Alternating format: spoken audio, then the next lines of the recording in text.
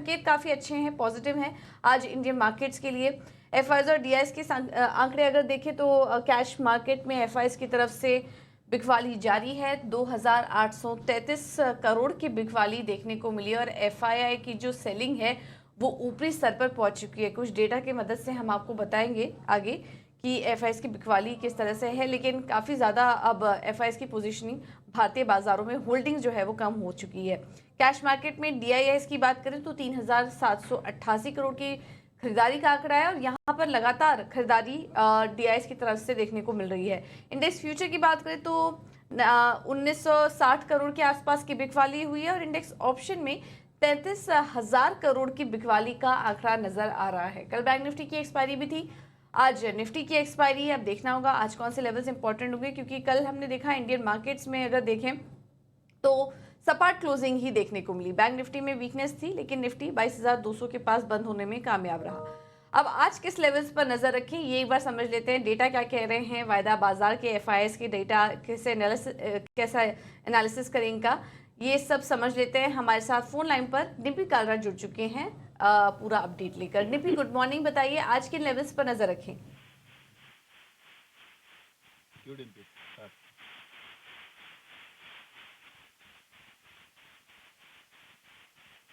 Hello Dimpy, आप सुन पा रहे हैं?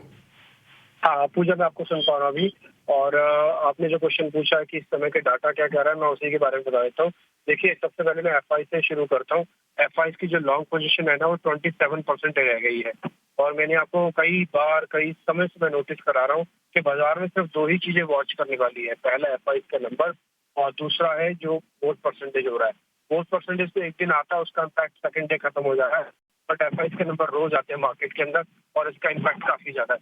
देखिए, आज सभी लोग एफआई के नंबर्स के बारे में चर्चा शुरू कर रहे हैं, लेकिन हमने आपको 10 दिन की एफआई की होल्डिंग्स के बारे में नॉन स्टॉप बता रहे हैं और आपको बता भी रहे हैं, इससे बी हुए सावधान रहना, ये होल्डिंग लगातार घट रही है।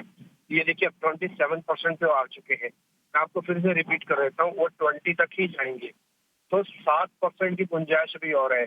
इसमें सिल्वर लाइनिंग अच्छी चीज क्या है, देखिए एफआई नॉन स्टॉप बेच तो रहे हैं, लेकिन बाजार ने अपना डेरा, अपना बेस 22,000 का बना लिया है। तो ये पहला स्ट्रॉन्ग पॉइंट है जो मैं नोटिस करवाना चाहता हूँ आपको। दूसरा पॉइंट, 25 तक का विक्स हमने डिस्काउंट कर रखा है 21,800 के अंदर।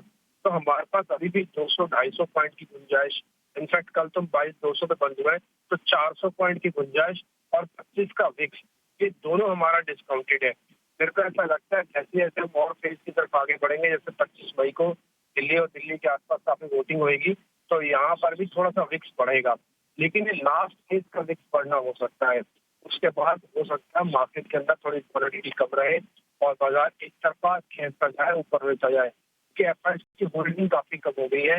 वो 7% बेच सकते हैं और अगर खरीदने पे आए तो 50% खरीद सकते हैं। तो आप इसी रिस्क रिवॉर्ड रेशियो क्या बन रहा है। दूसरा पॉइंट, अगर वो नहीं आए खरीदारी करने के लिए, तब क्या होगा, तब बाजार ज्यादा से ज्यादा साइडवेज हो सकता है, ज्यादा बड़े ट्रैक नहीं आएंगे। दूसरा पॉइंट, रिटेल के पास होल्डिंग सबसे बड़ी है, रिटेल की होल्डिंग एफआई खरीदेगा अगर वो आया तो।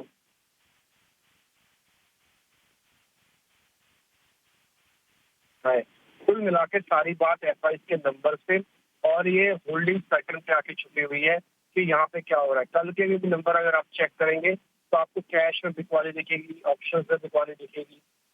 तो ये इंडिकेट कर रहा है कि एफआई अभी भी पॉजिटिव नहीं है, लेकिन आप बहुत अच्छे से मैनेज कर रहे हो 22,200 की निफ्टी को। अब आपको स्टॉप लॉस टारगेट बताता हूँ जिनके पास है और जो लेना चाहते हैं, बोथ द केसेस में 22,000 का एक स्टॉप लॉस लगाएं।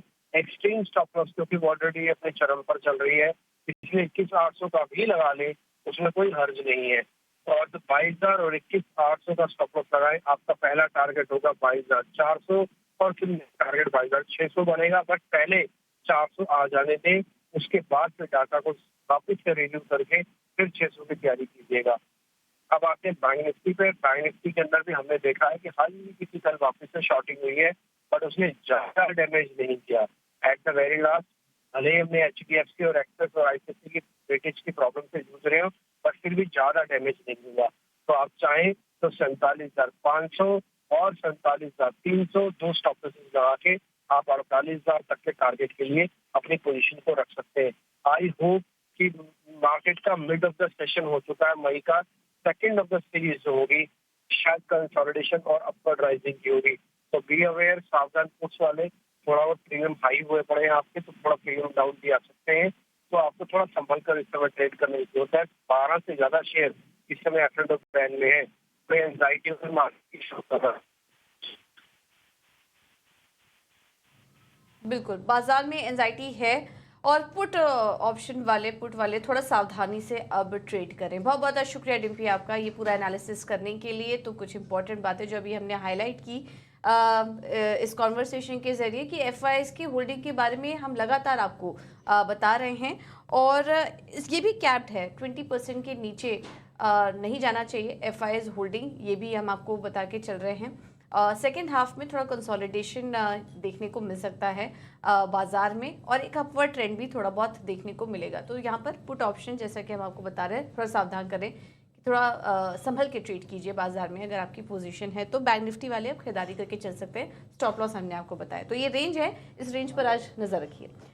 चलिए अब आगे बढ़ते हैं। ये तो बात हुई ही आज बैंक निफ्टी और निफ्टी से जुड़ी डेटा की, लेकिन अब हमारे साथ एक्सपर्ट भी शामिल हो चुके हैं, उनसे भी समझ लेते हैं कि आज निफ्टी के लिए कौन से लेवल इंपॉर्टेंट हो गया। और बाजार पर रणनीति देने के लिए हमारे साथ एंजल वन के देवांग शाह मौजूद हैं। देवांग जी, थैंक यू सो मच इटीना स्वदेश को समय देने के लिए। बताइए आज ओपनिंग कैसी हो सकती है बाजार की और इसके अलावा किन शेयरों में ट्रेड करें? और बात करें निफ्टी की, तो निफ्टी में देखा है वॉलेटिलिटी अभी भी आगे देखने मिल सकती है। ऑन अ डेली चार्ट एक समर पैटर्न फॉर्मेशन हुआ है निफ्टी में, तो बाय एंड डिप्स की स्ट्रेटेजी रखनी चाहिए। यहाँ पे कहना चाहेंगे अग्रेसिव ट्रेडर्स भी देखें इंडेक्स में। जहाँ तक निफ्टी फ्यूचर के सपोर्ट की बात करें, 22,100 का सपोर्ट है निफ्टी फ्यूचर में, 22,400 का रेजिस्टेंस है। तो बाय एंड डिप्स की स्ट्रेटेजी रखने की सलाह रहेगी निफ्टी में। जहाँ तक स्टॉक स्पेसिफिक की बात करें, फर्स्ट स्टॉक यहाँ रहेगा पावर ग्रिड। पावर ग्रिड की बात करें तो ओवरऑल हाइट ऑफ एरोटम स्ट्रक्चर में स्टॉक ट्रेड कर रहा है, एक अच्छा मोमेंटम देखने मिला हमें स्टॉक में। हमें लगता है मोमेंटम कंटिन्यू रह सकता है। पावर ग्रिड खरीदने की सलाह रहेगी। स्टॉप लॉस रखना है 307.50, टारगेट है 325। नेक्स्ट स्टॉक रहेगा Bharat dynamic limited. Bharat dynamic limited की बात करें तो अब एक करेक्शन के बाद एक सपोर्ट पे हमने देखा कंसोलिडेशन होता है, उस कंसोलिडेशन ब्रेकआउट देखने मिला है स्टॉक के अंदर। तो हमें लगता है भारत डायनामिक में अभी भी अपसाइड देखने मिल सकता है। स्टॉप लॉस रखा है 1957, टारगेट है 2060।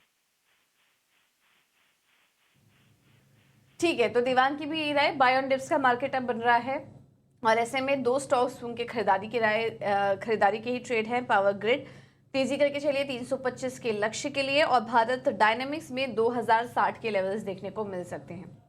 थैंक यू देवांग आपका समय देने के लिए और ये रणनीति सुझाने के लिए कि आज कमोडिटी मार्केट में क्या रणनीति अपनाएं। हमारे साथ ट्रेडबुल्स सिक्योरिटी से भाविक पटेल जी जुड़ चुके हैं। भाविक जी, थैंक यू सो मच समय देने के लिए। तो कल कमोडिटी मार्केट में तो शानदार एक्शन था, जब महंगाई के आंकड़े आए उसके बाद हमने सोने में अच्छी तेजी देखी। अब क्या करना चाहिए? यहाँ से भी सोने में बाइंग अपॉर्चुनिटी दिखाई दे रही है, गोल्ड और सिल्वर दोनों पर अपनी राय दीजिए। वेरी गुड मॉर्निंग पूजा जी।